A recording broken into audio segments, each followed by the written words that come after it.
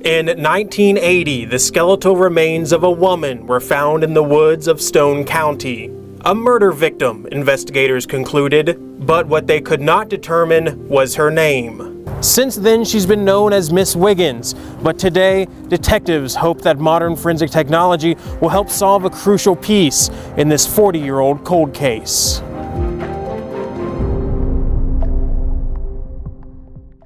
It was in the woods at the end of this driveway that the body was found, about 2 miles east of Wiggins on Highway 26 in Stone County. The body had been in the woods for several months, and while it was badly decomposed, it was relatively intact.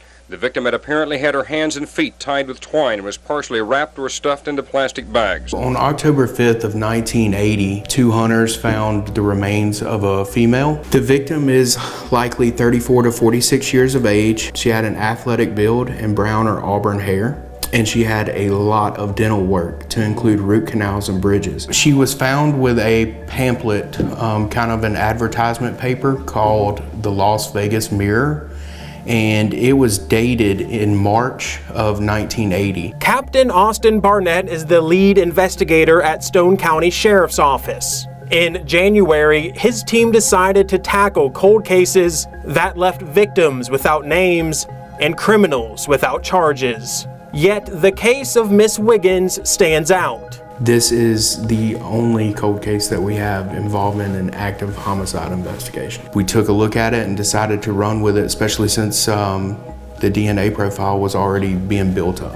But it wasn't the Stone County Sheriff's Office that sent off the DNA profile. It was Christy Johnson, a forensic instructor at the University of Southern Miss and a former Harrison County crime scene investigator. A little more than 10 years ago, she kind of got the spark brought back into this case. When I worked for the Harrison County Sheriff's Office, I got involved with Harrison County cold cases. I ended up discovering a lot of other unidentified human remains cases and missing persons cases from other counties, including this case from Stone County. What's in this binder that you have here? This binder is a working product of about 10 years of investigation into her case. We have done almost every forensic type of analysis that we can think of. We have submitted her remains for stable isotope analysis, and that's given us some information about, different places that she could have spent time in over various stages of her life. The isotopic data shows that Miss Wiggins spent time in the Midwest or Northwest region of the United States.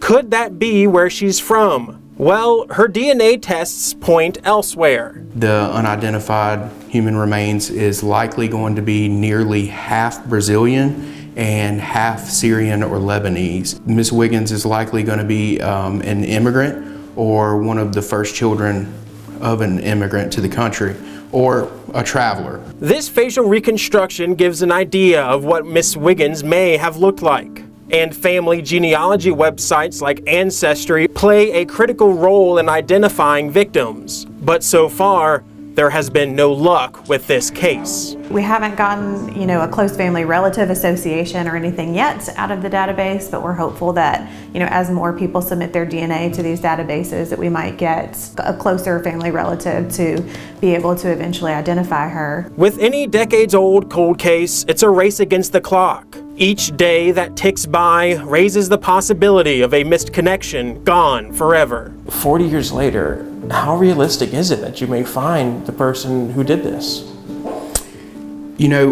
As time goes on, we're fighting time. However, we just have to remain hopeful, and right now our main goal is to identify Miss Wiggins. Just as if it was my kid or your family member, you would want to know where they are. Just because this case happened 40 years ago doesn't mean that it's any less important than any current case. And it just means that there's been a family out there missing her for even longer, and I think that is maybe an even more important reason to work the case, because somebody knew her, somebody, may be missing her even today. This is what we know about Miss Wiggins. If any of this information looks familiar, the Stone County Sheriff's Office wants to hear from you. Anonymous tips can also be submitted through Mississippi Coast Crime Stoppers. I'm Noah Noble for WLOX News Now.